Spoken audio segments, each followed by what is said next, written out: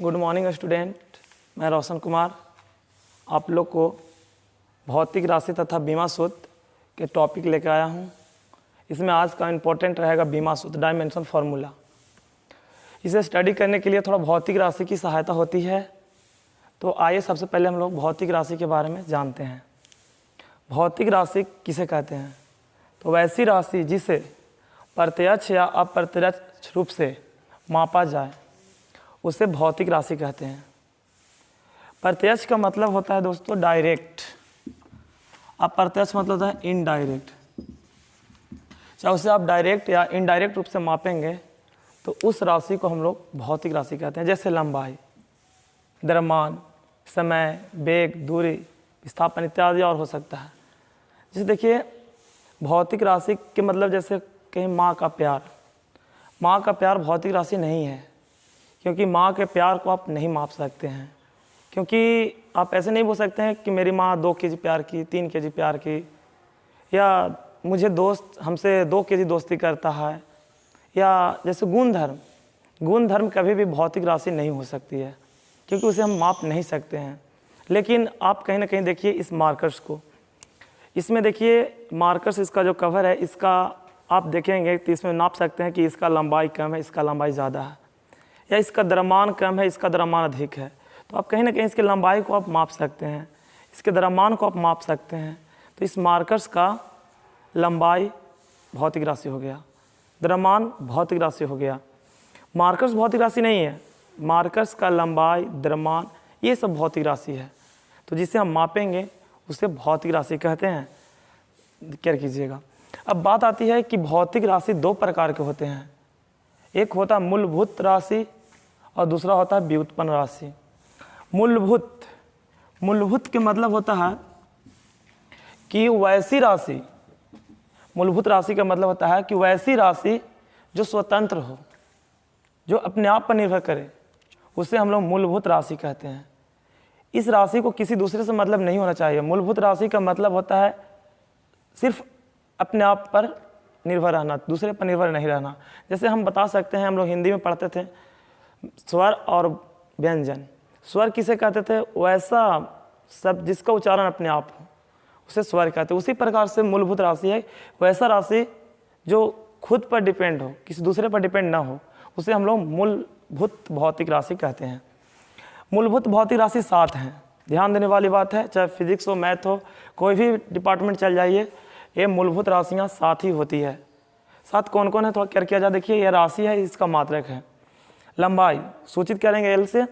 लंबाई एक मूलभूत भौतिक राशि है, इसका मात्रक मीटर होता है। दूसरा मूलभूत राशि है द्रव्यमान, इसको संकेत m है, इसका मात्रक kg होता है। तीसरा समय है, सेकेंड विद्युत धारा, ज्योति तीव्रता, ताप और पदार्थ का परिमाण। ये सब आपको मूलभूत भौतिक राशि के अंतर्गत आते हैं। मात्र यही 7 हैं। थोड़ा केयर करने वाली बात है कि देखिए लंबाई का मात्रक मीटर, लंबाई का मात्रक मीटर है, छोटा m से इंडिकेट किए हैं। द्रव्यमान का kg, छोटा k से इंडिकेट किए हैं। समय का सेकेंड। लेकिन विद्युत धारा का जो मात्रक है एम्पियर, तो इसमें बड़ा लगा दिया गया है। थोड़ा समझने वाली बात है कि इसमें कैपिटल क्यों है। ज्योति तीव्रता यहाँ भी थोड़ा ध्यान देना है, CD बड़ा होगा। ताप केल्विन, इसको यहाँ भी थोड़ा बड़ा क्यों होगा। पदार्थ का परिमाण मोल। तो ध्यान देने वाली बात है कि कहीं मात्रक कैपिटल लेटर से तो कहीं स्मॉल लेटर से इंडिकेट किया जाता है। तो इससे यही होता है दोस्तों कि जो वैज्ञानिक के नाम पर मात्रक है, जिसमें वैज्ञानिक का नाम लगा हुआ है मात्रक में, या उनके नाम के उपरांत उनका मात्रक बना हुआ है, तो उसे हम लोग कैपिटल लेटर से इंडिकेट करते हैं। देखिए कैंडला साहब भी वैज्ञानिक थे, उनके नाम पर ज्योति तीव्रता का मात्रक रखा गया, तो CD को हम लोग कैपिटल C से और उस बाद वाला लेटर स्मॉल ले सकते हैं, इंडिकेट किया गया है। ताप का मात्रक केल्विन, केल्विन साहब के संकेत के लिया गया है केल्विन साहब के नाम से, तो यहाँ भी हम लोग कैपिटल के लेंगे और बाकी में हम लोग स्मॉल लेते हैं। तो ये हम लोग का मूलभूत राशियाँ 7 हैं, इस पर केयर करना है। ध्यान देना 2 और राशि हैं, जैसे सहायक राशि। सहायक राशि है समतल कोण थीटा, यानी इसका मात्रक होता है रेडियन। दूसरा है घन या ठोस कोण, इसका मात्रक इसको सूचित किया जाता है ओमेगा। ये ओमेगा है ओमेगा से, और इसका मात्रक होता है एस आर यानी स्टेरेडियन। ये सहायक मात्रक होते हैं 2, या राशि भी बोल सकते हैं आप, सहायक राशि 2 होते हैं, समतल कोण और ठोस कोण। अब समझने वाली बात है कि भौतिक राशि 2 प्रकार के थे। दूसरा है व्युत्पन्न मात्रक। तो वैसा मात्रक जो स्वतंत्र नहीं हो, अर्थात मूलभूत राशि के सहायता से बना हो, उसे व्युत्पन्न मात्रक कहते हैं।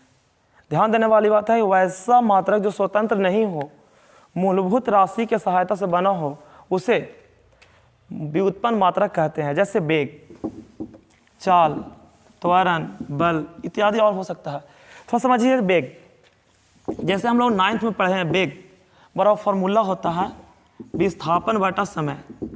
तो ध्यान देने वाली बात है, विस्थापन बटा समय, तो विस्थापन भी कहीं ना कहीं मूलभूत भौतिक राशि है और समय भी ऐसे मूलभूत भौतिक राशि है। तो दोनों के गुना भागा करने पर ही एक हम लोग को तीसरा राशि प्राप्त हुआ, वेग, जो हम लोग इसे बोलेंगे व्युत्पन्न मात्रक या व्युत्पन्न राशि। तो ध्यान देना है, थोड़ा सा हम लोग कन्फ्यूजन होता है बहुत सारे बच्चों में कि सर हमें मूलभूत राशि जो लंबाई के रूप में कौन कौन सा टर्म आ सकता है। तो ध्यान देना है, यदि लंबाई बोले, थोड़ा सा ध्यान देना है, लंबाई बोले तो लंबाई के रूप में चौड़ाई भी हो सकता है बीमा में, ऊंचाई भी हो सकता है, गहराई भी हो सकता है, दूरी हो सकता है, विस्थापन हो सकता है। ये सब आपको लंबाई के अंतर्गत ही आएंगे बीमा सूत्र में।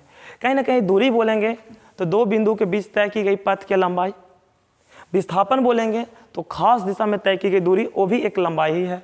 चौड़ाई बोलेंगे तो छोटी डिस्टेंस, ऊंचाई बोलेंगे तो उदग्र डिस्टेंस, गहराई बोलेंगे तो नीचे से लिए गए लंबाई। मतलब ये कहीं ना कहीं सभी के न सभी लंबाई के रूप में ही है, लेकिन इसे मैथ में हम लोग अलग यूज़ करते हैं, लेकिन हम लोग बीमा में सबका सेंस एक ही है, लंबाई। समझने वाली बात है। तो यहाँ देखिए, व्युत्पन्न मात्रक यानी वैसा मात्रक जिसे मूल मात्रक से मिलकर बना हो, यानी स्वतंत्र नहीं हो, उसे हम लोग कहीं ना कहीं मूल व्युत्पन्न मात्रक कहते हैं। तो जैसे वेग, विस्थापन बटा समय, विस्थापन भी मूल मात्रक हुआ, आप यहाँ से अकॉर्डिंग सोच सकते हैं, लंबाई मतलब विस्थापन, और समय भी कहीं ना कहीं मूल मात्रक है। ये दोनों से मिलकर वेग बना, तो वेग जो हुआ से व्युत्पन्न मात्रक हो गया, व्युत्पन्न मात्रक हो गया। उसी प्रकार से देखिए चाल, चाल भी व्युत्पन्न मात्रक, क्योंकि चाल बराबर फॉर्मूला हो जाएगा दूरी बटा समय, दूरी बटा समय। तो ध्यान देना है, दूरी भी कहीं ना कहीं मूल मात्रक हो गया और समय भी कहीं ना कहीं मूल मात्रक हो गया। तो ये दोनों से मिलकर बना, तो ये चाल क्या हो गया, व्युत्पन्न मात्रक हो गया, व्युत्पन्न मात्रक हो गया। तो आप यदि नोटिस कीजिएगा तो सारे टर्म जितने भी फॉर्मूला है मैथ्स फिजिक्स का, ये यही 7 मात्रकों से मिलकर बना होता है। तो जैसे आप नोटिस कीजिए, थोड़ा दूरी हो गया, चाल हो गया, त्वरण, त्वरण को नोटिस कीजिए, त्वरण का फॉर्मूला हो जाएगा वेग बटा समय, वेग बटा समय। तो समय तो मूल मात्रक है, कहीं ना कहीं वेग भी तो मूल मात्रक से मिलकर बना था, तो कहीं ना कहीं ये सारे मूल मात्रक ही से बने हैं। तो त्वरण कौन मात्रक हो जाएंगे, व्युत्पन्न मात्रक हो जाएंगे। तो इस तरह से हम लोग स्टडी करेंगे व्युत्पन्न मात्रक और मूल मात्रक। बहुत इंटरेस्टिंग टॉपिक है, हमें मात्रक का ज़्यादा नहीं, हमें नोटिस करना है बीमा सूत्र, तो हम थोड़ा मात्रक को समझेंगे। अब बीमा जितना भी बनते हैं सर, जितना भी बीमा सूत्र बनते हैं, सब व्युत्पन्न राशि को कहीं ना कहीं मूल मात्रक में बदलेंगे, मूलभूत भौतिक राशि में बदलेंगे और बीमा निकालेंगे। तो आइए अब नेक्स्ट टॉपिक हम लोग का रहेगा बीमा। देखिए दोस्तों, अब हम लोग भौतिक राशि स्टडी करने के बाद बीमा, देखिए मेन आज का मेरा टॉपिक सिखाने का आप लोगों का पर्पस था बीमा। लेकिन बीमा को समझने के लिए थोड़ा भौतिक राशि को थोड़ी सी नॉलेज होनी चाहिए। जो मैंने भौतिक राशि का डिटेल तो नहीं बताया, अब इसमें आपको भौतिक राशि के पद्धति पढ़ते हैं, CGS, MKS, FPS, SI पद्धति, इसमें बहुत सारे अभी टॉपिक्स इसमें बचे हुए हैं। लेकिन हमें अभी भौतिक राशि नहीं पढ़ना, हमें पढ़ना बीमा, जो 12th का बोर्ड में 1 नंबर इम्पॉर्टेंट है। यानी बीमा एक ऐसा टॉपिक है कि जो 12th के लिए भी इम्पॉर्टेंट है और 11th के लिए भी इम्पॉर्टेंट है। तो मुझे बीमा ही पढ़ाना है आज का टॉपिक्स में। तो मेन बीमा को समझना, बीमा सूत्र, इसीलिए हम थोड़ा भौतिक राशि के प्रकाश मूल मात्रा के बारे में समझें। आइए बीमा किसे कहते हैं, बीमा किसे कहते हैं? तो बीमा का परिभाषा होता है कि किसी भी भौतिक राशि को मूल मात्रक में व्यक्त करने के लिए, किसी भी भौतिक राशि को मूल मात्रक में व्यक्त करने के लिए उसके पावर में जितना, उसके घात या पावर के रूप में जितना संख्या आ जाए, उस संख्या उस भौतिक राशि का बीमा कहलाएगा। जैसे बीमा का मतलब होता है पावर, जितना मूल मात्रा को व्यक्त करने के लिए जितना भौतिक राशि के पावर के रूप में आएगा, वो पावर उस भौतिक राशि का बीमा के रूप में कहलाता है। जैसे देखिएगा, बीमा को परिभाषा समझने के लिए एक एग्जाम्पल देखिए। सबसे पहले आप ये मान लीजिए, समझ लीजिए, इंपॉर्टेंट है कि बीमा हमेशा मूलभूत भौतिक राशि से ही प्राप्त होती है। यदि वो व्युत्पन्न मात्रक में है तो उसे मूल मात्रक में कन्वेंस करना होगा और उसके बाद कहीं ना कहीं हमें बीमा सूत्र प्राप्त करना होगा। तो कुछ मूलभूत भौतिक राशि के बीमा को हम लोग देखेंगे। जैसे मूलभूत राशि में राशि, संकेत, मात्रक और बीमा। देखिएगा, राशि यानी लंबाई का संकेत L, मात्रक M और बीमा होता है L। यानी कहीं ना कहीं संकेत कहने का मतलब है कि लंबाई का मीनिंग होता है लेंथ का जो कैपिटल पहला लेटर है उसे कैपिटल लेटर के रूप में हम बीमा इंडिकेट करेंगे और स्मॉल लेटर के रूप में हम उसे संकेत इंडिकेट करेंगे। और नापते हैं मीटर से तो उसका मात्रक होगा मीटर। उसी प्रकार से देखिए द्रव्यमान का इंग्लिश में लोग मास बोलते हैं। मास का पहला लेटर M है तो उसे संकेत के रूप में हम लोग छोटा m ले लिए, यानी संकेत हमेशा स्मॉल लेटर से ले रहे हैं और बीमा हमेशा देखिए उसको कैपिटल लेटर यूज कर ले रहे हैं। समय देखिए, समय का होगा टाइम, तो कहीं ना कहीं आप देखिए समय का संकेत हो गया छोटा, यानी T का स्मॉल लेटर संकेत हो गया और कैपिटल लेटर उसका कहीं ना कहीं बीमा हो गया। विद्युत धारा का यानी विद्युत धारा को कहते हैं करंट इलेक्ट्रिसिटी। इसके लिए क्या होता है, इसको इंडिकेट किया था I से, या इसका ऐसा मात्रक यानी एम्पियर, तो एम्पियर से। इसका कभी कभी कोई बुक्स में देखिएगा आप I बीमा के रूप में रहेगा, तो कोई बुक में देखिएगा कि एम्पियर रहेगा। तो कोई टेंशन नहीं है, I या दोनों में से कोई भी आप ले सकते हैं बीमा के रूप में। देखिए ये 11 तथा 12 के लिए इतना 4 भौतिक राशि इनफ है।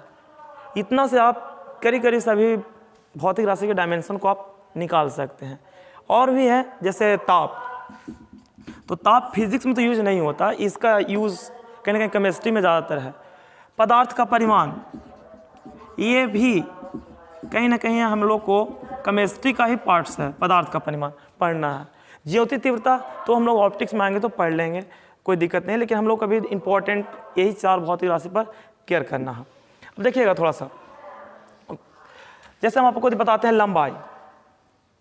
लंबाई का बीमा L होता है, एक क्योंकि भौतिक राशि है मूलभूत, तो इसको L मान लिया। लेकिन क्षेत्रफल का बीमा होता है L²।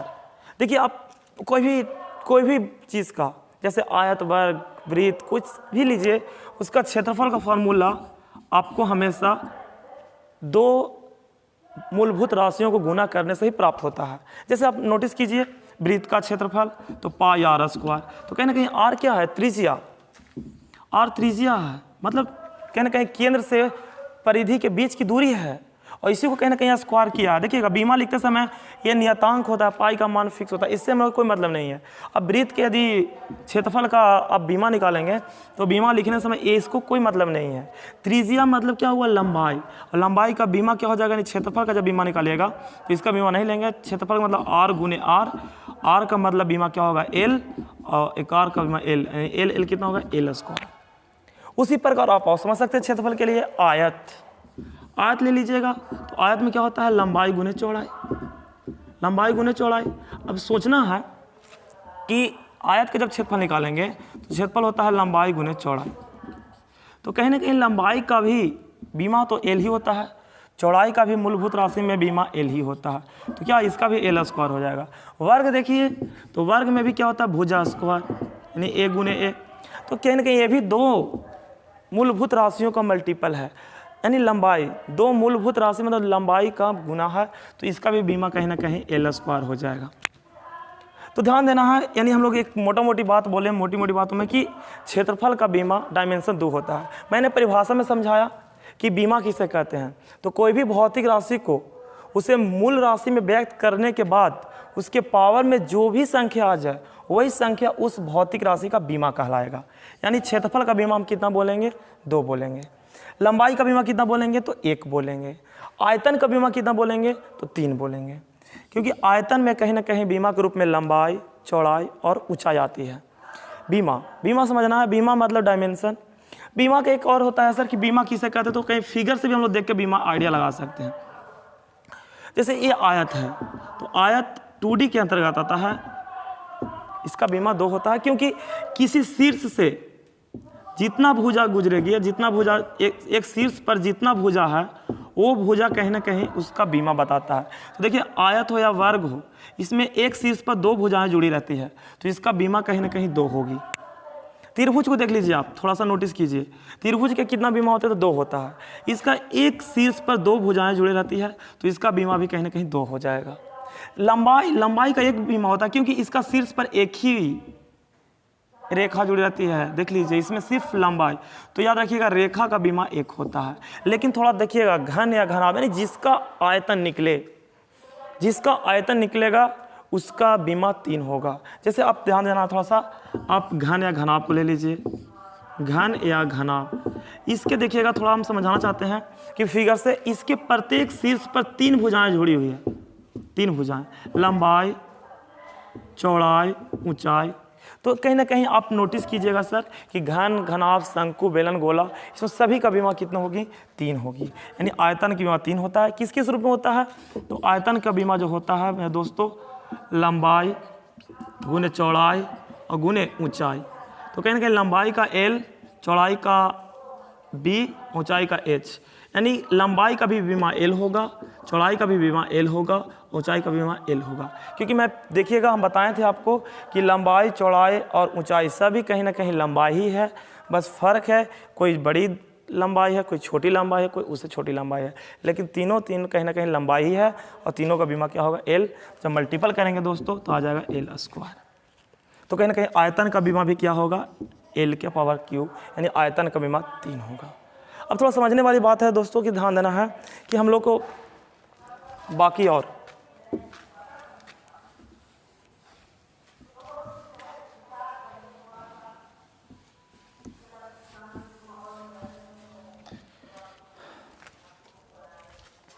जैसे बेग, इतना तो आसान है हम समझना, ये तो कोई दिक्कत नहीं है। अब समझना बेग या चाल, जैसे बेग का बीमा क्या होगा, बेग।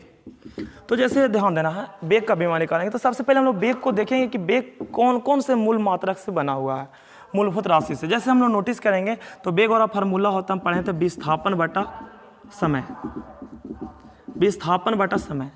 अब नोटिस कीजिए कि अब हम लोग बेग का बीमा निकालना है, बेग का बीमा सूत्र क्या होगा, तो नोटिस करना है, विस्थापन का बीमा सूत्र लिख देंगे, विस्थापन का बीमा सूत्र बटा कहीं ना कहीं समय का बीमा सूत्र, नोटिस करना है। तो जो बेग का बीमा हो जाएगा, बेग भी का बीमा हो जाएगा, विस्थापन का बीमा होता है L और समय का बीमा होता है T। इसे हम लोग सोल्यूशन करेंगे तो L जब T ऊपर जाता है तो इसका पावर 1 है, तो पावर का चिन्ह चेंज होता है, -1 होता है। ये कहीं ना कहीं बेग का बीमा हो गया। अब यदि चाल का बीमा निकालेंगे तो चाल का बीमा बिल्कुल इसी प्रकार होगा। तो सबसे पहले चाल को हम लोग फार्मूला क्या करेंगे, चाल वाला फार्मूला होता है दूरी बटा समय, दूरी बटा समय। अब नोटिस करना, दूरी का बीमा क्या होता है, L, और समय का बीमा क्या होता है, T। तो इसका जो बीमा बनेगा L, T के पास जब ऊपर जाएगा तो -1। तो कहीं ना कहीं चाल का बीमा हो गया L, T⁻⁻1 और बेग का बीमा होगा L, T⁻⁻1। दोनों में एक ही फ़र्क होता है, मैग्नीट्यूड सेम होता है, बस इसमें डायरेक्शन होता है, इसमें डायरेक्शन नहीं होता है।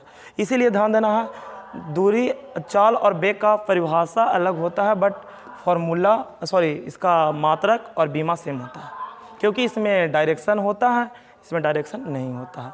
अब उसी प्रकार से देखिए हम लोग आगे बढ़ते जाएंगे तो मूलभूत राशि का जो संख्या है, टर्म है, जो बढ़ता जाएगा। जैसे बेग में देखिएगा यानी कि विस्थापन और समय से बना था। अब त्वरण में देखिएगा तो त्वरण में और बहुत सारे मूल मात्रक मिलकर बने होते हैं त्वरण से, तो उसका देखिएगा त्वरण के लिए, जैसे त्वरण और फार्मूला होगा बेग बटा समय, बेग बटा समय। अब नोटिस करना है कि बेग का अभी भी हम लोग पढ़े थे मूलभूत राशि से कि उसका बीमा था L, T⁻⁻1 और समय का बीमा क्या होता है T। तो जब इसको आप कैलकुलेट कीजिएगा तो त्वरण 1 का जो बीमा आ जाएगा, A का बीमा आ जाएगा L, T⁻⁻1 और -1 -2 हो जाएगा। उसी प्रकार से देखिएगा बल का बीमा, बल का बीमा क्या होगा?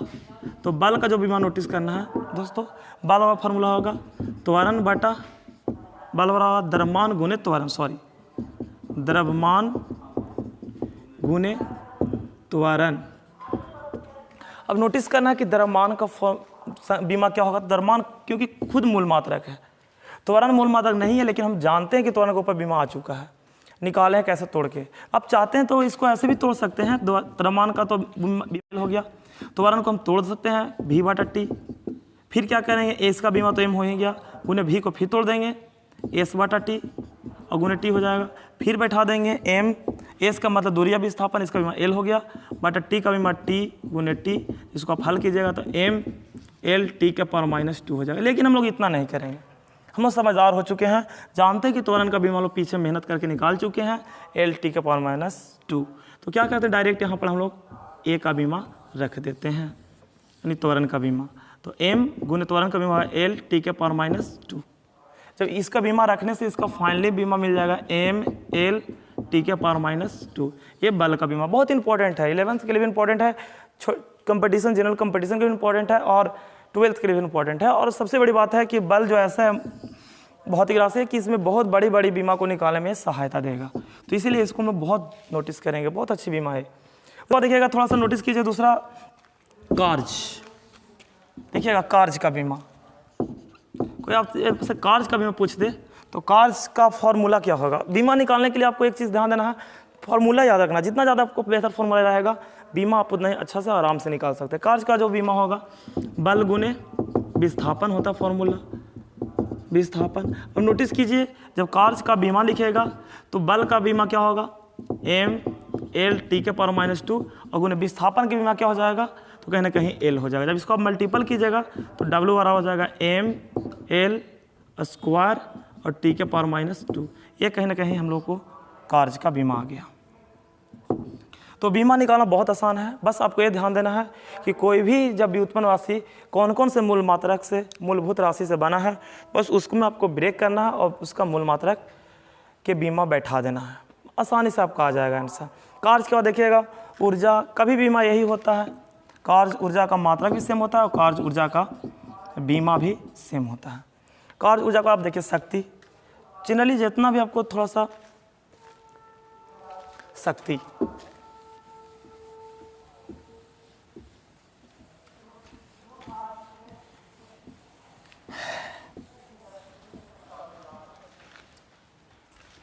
देखिए मैं सबका बीमा लिखता चाहता हूँ। बल के बाद कार्य हो गया, कार्य या ऊर्जा, इसका बीमा भी निकाला हम लोग एम एल टी के एम एल स्क्वायर टी के पर -2। उसके बाद देखिएगा शक्ति, शक्ति का बीमा होता है एम, निकाल के देखते हैं हम लोग शक्ति का क्या होता है। शक्ति बराबर फॉर्मूला नोटिस करना क्या होता है, शक्ति बराबर फॉर्मूला होता है कार्य बटा समय, यानी कार्य करने की दर को हम लोग शक्ति कहते हैं।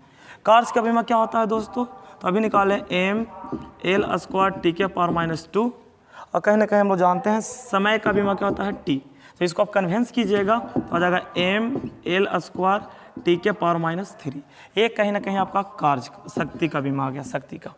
तो चलिए यहाँ शक्ति का बीमा हम लोग क्या निकाले हैं एम एल स्क्वायर टी के पावर -3।